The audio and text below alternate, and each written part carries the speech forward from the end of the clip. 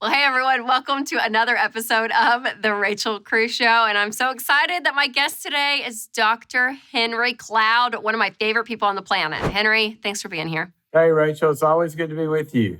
I don't know, sometimes every time I talk to you, like my money grows. It gets smarter. I don't know what it is. We're just good friends, and I've just made you a rich man. Is that what you're smarter. saying? It just gets smarter. I don't know how that works. Well, Henry has helped me so much in my career, and especially with my new book, Know Yourself, Know Your Money, because I was able to interview him for that. He helped me with an event that we did.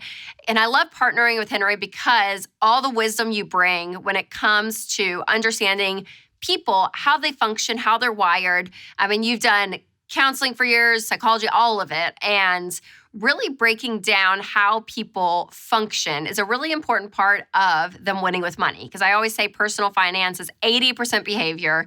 It's only 20% head knowledge. So, right. Henry, when it comes to the behavior change, it's so important when you're not winning with your money to change what you're doing to get a different outcome. So talk about the importance of behavior change when it comes to money specifically. Well, let me make an analogy. Okay. We need knowledge, right? We need awareness and understanding all that. But I'm a competitive golfer, have been since my whole life.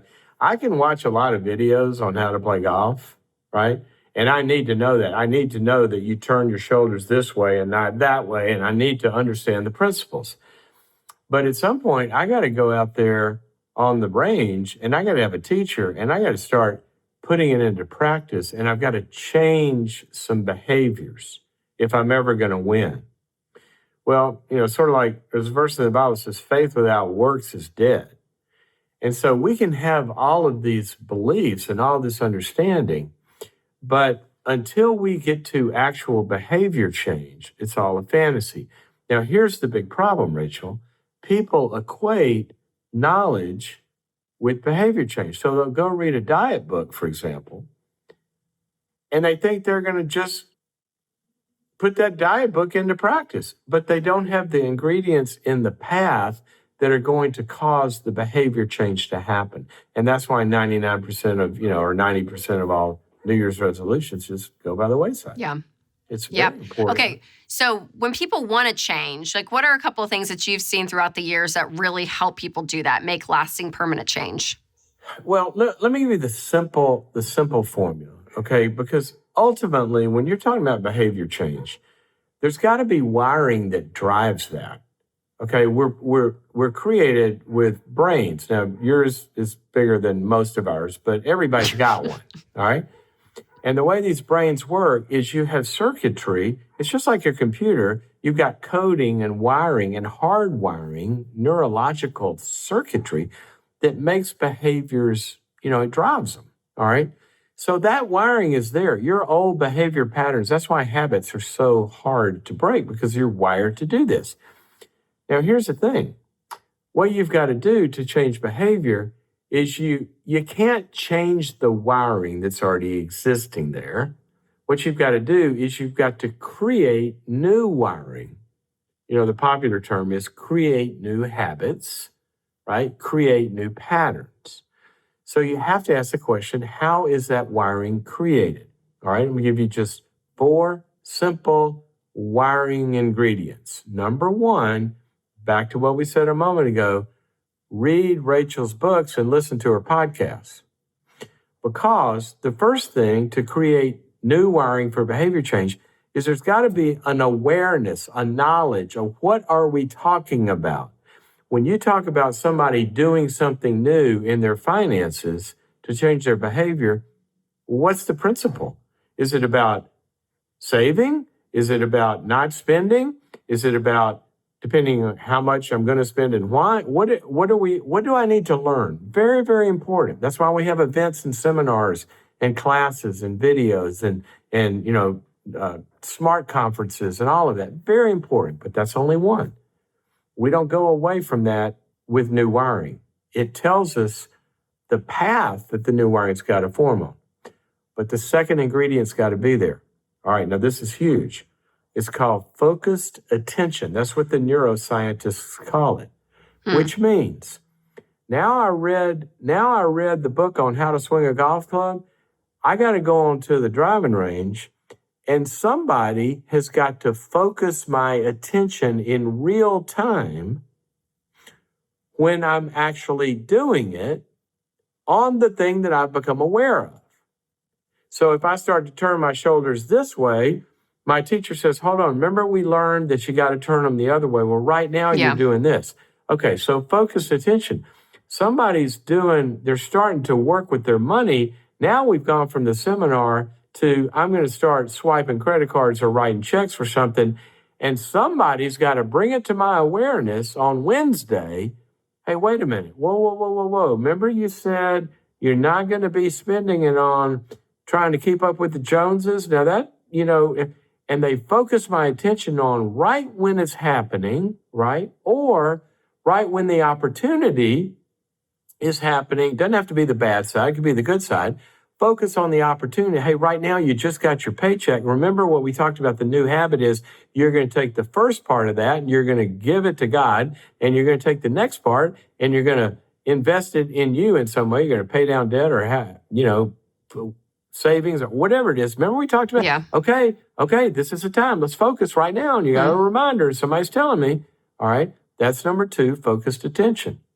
Now what do I need to do? The third one is deliberate. That means conscious, deliberate practice. So now I've actually got to not buy the stuff that's motivated by my Instagram photos. And now I've got to make the deposit into my debt account or retirement account or savings account or whatever it is. And I got to do this practice. And then the fourth thing is I got to have relational support all the way through. Yeah. And I think that's so important to know, though, it's a process. Like all of this is like, yes, if you're changing your behavior, that's why it's hard. And sometimes you feel tension when you're changing because it's so easy to just stay in that habit, stay in that circuit of what you've always known. Even though it's not working, Right. It's comfortable there. So in order to change, there's going to be friction, you guys. There's going to be that rub because it's hard, but it is That's right. so worth it. Those 4 things are so key. And you what you're talking about there is you sort of, it's easy to stay in the old because that's how we're wired. You continue to do something that gets stronger and stronger and stronger. But you just brought up something in that, okay, now I'm going to change the behavior, right? And you said you're going to run into resistance. 2 sources of resistance. One is internal resistance. The other one is this, Rachel, external obstacles. So now, what if my friends or my family or somebody's putting me pressure, this peer pressure, or even to give them money or bail them out? Now I got external pressure to keep me from doing the right thing. And that's why being in a community and having accountability and having support and having models and having other people that are doing this are so important to the process. That's huge. And I love that you pinpoint so much on community because I don't feel like, or I know we're not created to do life alone. And so having that support around you, it takes a level of vulnerability to say, hey, man, I've not done this well and I really want to change my habits. I want to do something different. To admit that and to do it. But when you have those people cheering you on along the way, just like you said, it makes the process so much easier. It really does. Oh my gosh. I mean, I don't get it why we don't get it. I mean, I kind of get it, but I don't get it. Yeah. Why don't we do what the highest achievers and the highest performers do? See, we don't do that. We do it like, let's go find some idiot whose life is not working. I'm going to follow what he or she does, right? What do? Well, they think they know everything, or they kind of isolate and just depend on themselves. The highest performers, none of them try to do this by themselves. And why is it that the highest achievers always talk about, and even in the individual sports, how'd you win? Well, I've got such a strong team. Yep, you're exactly right. Exactly right. Well, part of changing that behavior is knowing what to change and why you got into that behavior in the first place. So I want to go backwards a little bit in our life and talk about being aware of how our households really did affect us. I know people talk about nature versus nurture, But that nurture side is really big. And in the new book, I talk about those 4 money classrooms and how that shapes how you view money today. But talk to the person watching this, again, about money, but every area of life, and how it is important to realize, wow, the way I was brought up really does have a big impact on me. Oh my gosh. And not that it doesn't excuse, and not that this is an excuse either. I won't say that. We can't just say, well, I was raised like that. Let's use the word explain instead of excuse. There you go. Perfect. Okay? Because it does explain. I mean, how did I get to be this way? Well, part of it is I'm wired a certain way. We have different temperaments, and some people are, ready, aim, fire, and some are ready, and they never can pull the trigger, and some are fire, ready, aim. They're really impulsive. And you can see that sort of from when they come out of the womb. But our temperament comes into the world, starts to live life, and it lives life in this body of relationships. It starts in the family. And what happens in that body of relationships are a number of things that every study ever been done by any researcher everywhere is going to tell you it is both. You got some temperament stuff, but the nurture piece of this, the environment, is very, very, very important. Very important. Because what happens? There's 8 million things, but let me give you one.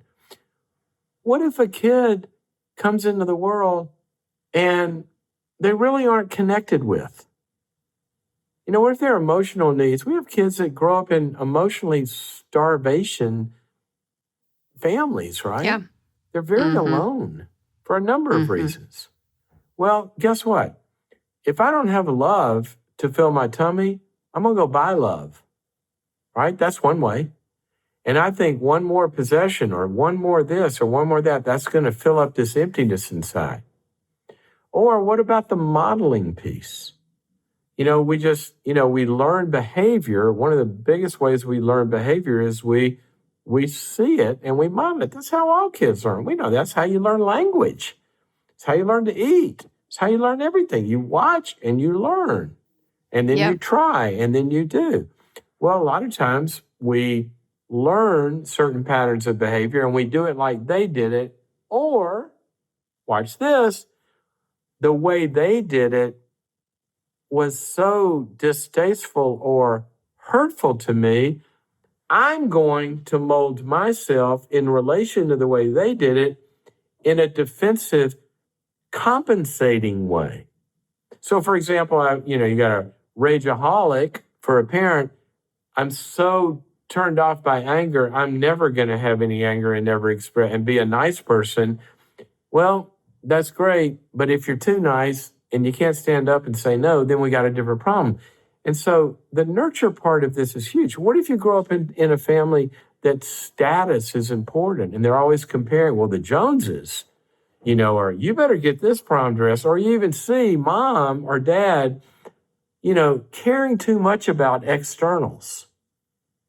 Then that modeling, you learn, where does your value come from? It comes from a label, right? Or it comes from the brand.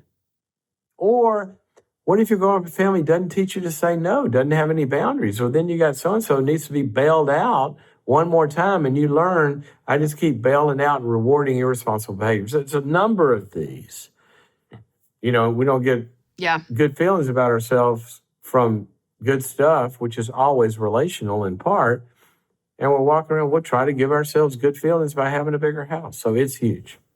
Yes. Well, I'm glad that we pointed this out because I think, again, the reasons we do things, the way we cope, I mean, so much of it does have to go back to how you were raised. And so the more work you can do on yourself and kind of dig some of that out, figure it out, and heal from that, and honestly be redeemed from that stuff, the healthier you're going to be in every area of your life, but including your money. Rachel, I give an example from my own life.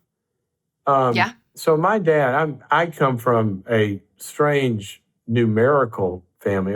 So my parents, I was an absolute oops in later life. And how my mom got pregnant at her age, it's like, I don't know, we're talking Abraham and Sarah here.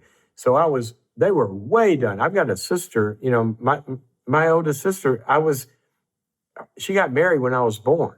I mean, there's such a big gap. Okay, wow, I came late in life, which meant I had really older parents, which meant my father was, get this, my grandfather was alive in the Civil War. Think about those numbers. My Yeah, grandfather. for sure. He was older. My dad's born older. I was born. Okay, so point being, he lived through the Depression. So my dad had a successful business. He had a family business. We were fine. We were whatever. But you could see that Depression mindset always. And he always was playing defense. He was generous. He did it. But you could always see that kind of Depression mindset. And I had to, when I could start to, to do a lot of different things and afford different things and whatever, past just keeping the lights on, and that's always relative. I'm talking even in my 20s. I had to get over like the anxiety of, well, is it okay to go to the movies? I mean, can I really afford this? Because we learn these patterns on both ends. Don't spend any or spend too much. It's really important. That's right. Yes, so huge. Oh, Dr. Henry Cloud, always the wisdom that I love about behavior change, but understanding that behavior, how it's attached to how you grew up is an important part. So thank you so much. And I want everyone to know, because I love it so much, boundaries.me. It's one of the best resources out there. So many videos, so much content, you guys, on everything you need in life, for real. It helps so much with your relationship. So make sure to check that out. And Henry, thanks for being on again. I know I feel like I always steal your ideas. I'm always like, let's have Henry on. I want to talk to him about this. So thanks for just enlightening us and engaging on the subject. Rachel, you do such a good job. I always tell you that. There's so many people that are just, better off because you're there. So anything I can do to help, I'm going to fan this flame here. And you listen to this girl. That's what I tell people. Well, you're wonderful. Thank you, Henry. And where can everyone else find you besides boundaries.me? I would just go to boundaries.me. It's probably the best place to find me and the stuff that I'm up to. Or you can go to drcloud.com. It's all there as well. So awesome. Thanks again, Henry. I appreciate it so much. Okay. Good to see you.